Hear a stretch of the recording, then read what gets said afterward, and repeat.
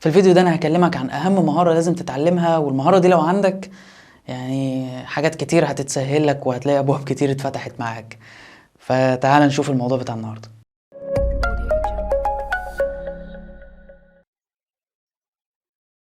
طيب المهارة اللي اقصدها هي ان انت تبقى سيلز مان. ما اقصدش سيلز مان بالمعنى الحرفي، انا اقصد ان انت تبقى عندك مهارة التسويق نفسه، مهارة التسويق والبيع. خلي بالك انت لو عندك المهارة دي انت عمرك ما هتعطل، عمرك ما هتلاقي واحد سيلز مان شاطر وعطلان. طيب لو افترضنا ان انت كسبت المهارة دي، ايه بقى الفوائد اللي هتعود عليك؟ اول حاجة انت هتبقى عارف تبيع اي حاجة لاي حد. يعني انت ممكن تعمل لنفسك كده بيزنس على جنب، تبيع منتجات او تجيب اي حاجة وتبيعها للناس عادي جدا، لان انت شاطر في النقطة دي. انت بتعرف تبيع وبتعرف تسوق للحاجة اللي معاك. ده بالنسبة بقى لو هتبيع منتجات. طيب لو انت واحد شغال في شركة او شغال في مكان، انت اكيد بتطمح ان انت تروح لمكان احسن بمرتب اعلى. لو انت شاطر في السلزجة زي ما بنقول، هتلاقي نفسك عارف تقدم نفسك للشركات وعارف تقدم نفسك في الانترفيو.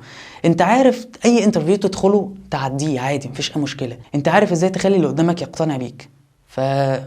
المهارة دي هتفيدك برضو في النقطة دي. طيب هتفيدك في ايه كمان؟ هتفيدك في ان انت لو بتقدم اي خدمة هتبقى عارف تسوقها للناس. يعني انت مثلا ممكن تبقى شغال حاجة الصبح وعندك حرفة معينة بتعرف تعملها أو خدمة بتقدمها، زي مثلا أنت بتعمل لوجوهات أو بتعمل مونتاج، أيا كانت الحاجة اللي بتعملها، فأنت عارف إزاي تسوق لنفسك وخلقت لنفسك مصدر دخل تاني.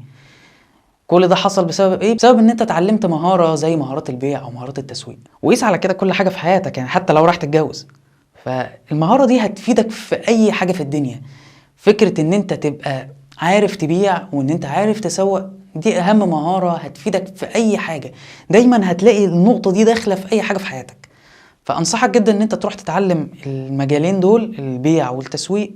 وما تقولش بقى والله أنا مجالي ملوش علاقة بالموضوع. يعني ما تقولش مثلا انت مثلا مهندس فما تقولش انا مالي الموضوع مش هيفيدني. لا، هو زي ما اتكلمنا كده من شويه، الموضوع داخل في حياتك في كل حاجه. واخر حاجه هقولها لك ان اتعلم على قد ما تقدر. اتعلم ايا كان مجالك وايا كان المجال اللي انت حابه، اتعلم. دي الحاجه الوحيده اللي انت عمرك ما هتندم عليها. اتمنى يكون الفيديو فادك باي حاجه، ولو فادك ما تنساش بقى انك تشترك في القناه وتفعل زر الجرس، واشوفكم الفيديو اللي جاي. سلام.